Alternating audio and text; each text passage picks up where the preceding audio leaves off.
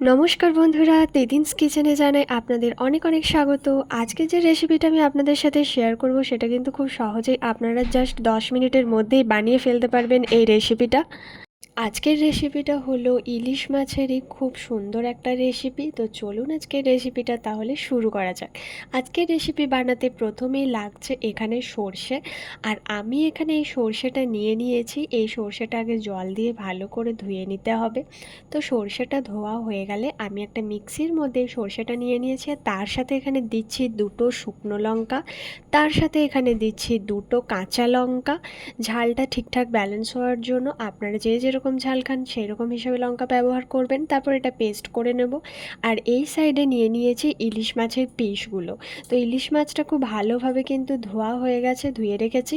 এরপর এখানে ম্যারিনেট করার জন্য আমার লাগছে হলুদ আর নুন, তো সেটাই আমি এখানে দেব।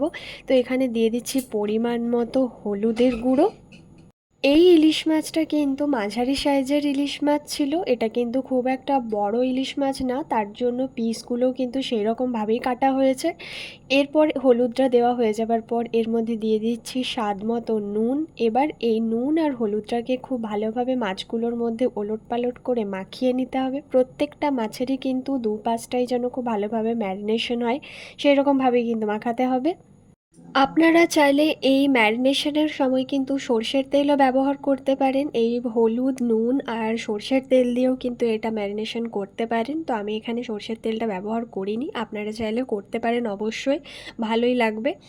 এরপর এই ম্যারিনেশন হয়ে যাওয়ার পর এটা কিন্তু আমি এক সাইডে রেখে দেব কিছুক্ষণের জন্য। এবার এই সাইডে যেই বাটিটার মধ্যে আমি ভাপাটা বানাবো সেই বাটিটাই কিন্তু নিয়ে নিয়েছি। এখানে আমি একটা টিনের বাটি ব্যবহার করছি। তো এই টিনের বাটিটার মধ্যেই আমি সমস্ত উপকরণগুলো দিয়ে ব্যাটারটা তৈরি করব। তো তার জন্য আমার এখানে লাগছে প্রথমে সর্ষে বাটা। সর্ষেটা কিন্তু আমার বাটা হয়ে গেছে, তো এই সর্ষে বাটাটাই এখানের মধ্যে আমি দিয়ে দিচ্ছি। এটা যেহেতু ভাপা ইলিশ সেই জন্য এখানে কিন্তু সর্ষের পরিমাণটাই বেশি লাগছে, তাই বেশি পরিমাণেই সর্ষেটা ব্যবহার করতে হবে। এরপর এর মধ্যে দিচ্ছি টক দই। টক দইটাও কিন্তু পরিমাণ মাপেই দিচ্ছি আমি এখানে। টক দইটা দেওয়ার আগে আমি কিন্তু খুব ভালোভাবে টক দইটা আগে ফেটিয়ে নিয়েছি। ফেটিয়ে নিয়ে তারপরেই কিন্তু আমি এখানে দিচ্ছি। এবার এরই মধ্যে আমি দিচ্ছি পরিমাণ মতো হলুদের গুঁড়ো। হলুদটা যেহেতু আগেই ব্যবহার করেছি তাই এখানে খুব একটা বেশি দিচ্ছি না, 1 চামচের মতোই দিলাম। আর তার সাথে দিচ্ছি স্বাদ মতো নুন, আর দিয়ে দিচ্ছি পরিমাণ মতো সর্ষের তেল। তো তেলটা যতটা বেশি দেওয়া যায় ততটাই এটা বেশি ভালো টেস্টি হবে। আমি এখানে একটু কম পরিমাণেই দিয়েছি, লাস্টে আমি বেশি পরিমাণে দেব। এবার এই গোটা মিশ্রণটাকে খুব ভালোভাবে আমি এখানে ফেটিয়ে নেব, পুরো ব্যাটারটাকে তৈরি করে নেব। এবার পুরো ব্যাটার তৈরি হয়ে এলে এর মধ্যে একে একে সমস্ত মাছের পিসগুলো আমি একে একে এটার মধ্যে সাজিয়ে দেব।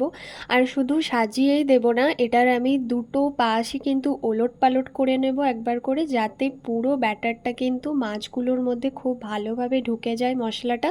তো সেই জন্য এই এক পাশটায় এখন আমি দিয়ে দিলাম ভালোভাবে সাজিয়ে। এবার আমি প্রত্যেকটা পিস কিন্তু উল্টে পাল্টে নেব একবার করে। এটা যেহেতু ভাপা বানাবো সেই জন্য এখানে কিন্তু কোনো রকম কোনো জল আমি ইউজ করব না, পুরোটাই কিন্তু সর্ষে দইয়ের যে ব্যাটার তৈরি করেছি সেটা দিয়েই কিন্তু এখানে ভাপে ভাপে ইলিশ মাছটা হবে। আর সেই রকমভাবে যেরকম ইলিশ মাছের পরিমাণ থাকবে সেরকমভাবেই কিন্তু নিতে হবে সর্ষে আর দইটাও। এবার মাছগুলোর মধ্যে পুরো ব্যাটার মাখানো হয়ে গেলে তারপর ওপর থেকে আমি বেশ কয়েকটা কাঁচা লঙ্কা ছড়িয়ে দেব এরই মধ্যে।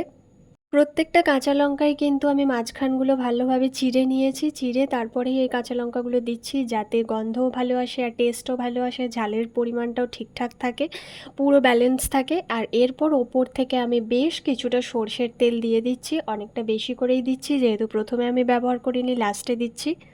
যেহেতু এটা ভাপা ইলিশ তাই এখানে সর্ষের তেলের পরিমাণটাই কিন্তু সব থেকে বেশি রাখতে হবে। এরপর একটা কড়াই বসিয়ে এখানের মধ্যে আমি এরকম একটা স্ট্যান্ড চাপিয়ে নিলাম, আর বেশ কিছুটা জল এখানের মধ্যে আমি দিয়ে দিচ্ছি। কড়াই গরম হয়ে এলে জলটা দিয়ে জলটা আমি ফুটতে দেব। আর জল ফুটে এলে জল যখন খুব ভালোভাবে গরম হয়ে যাবে তখন এর ওপর থেকে আমি বাটিটা বসিয়ে দেব। জল খুব বেশি দেবারও দরকার নেই, এই স্ট্যান্ড পর্যন্ত ঠিকমতো দিলেই হবে, যাতে বাটিটা বসানোর পর জলটা জাস্ট একটুখানি গায়ে লেগে থাকে, তাহলেই হবে। তো সেই রকমভাবেই কিন্তু আমি জলটা দিয়েছি। এরপর ওপর থেকে আমি বাটিটা বসিয়ে দিলাম, আর এর ওপর থেকে একটা ঢাকা আমি দিয়ে দেবো।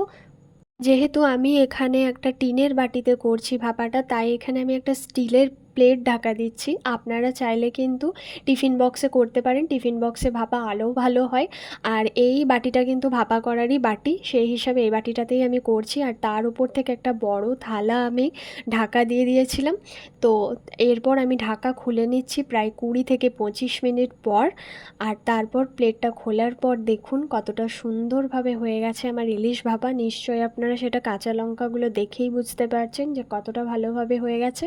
তো আজকের রেসিপিটা কেমন লাগলো অবশ্যই কিন্তু আপনারা কমেন্ট করে জানাবেন। আর যদি রেসিপিটা ভালো লেগে থাকে তাহলে প্লিজ লাইক করবেন, চ্যানেলটাকে সাবস্ক্রাইব করবেন।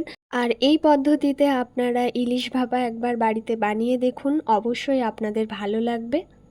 তো সবাই ভালো থাকবেন, সুস্থ থাকবেন। Thanks for watching this video.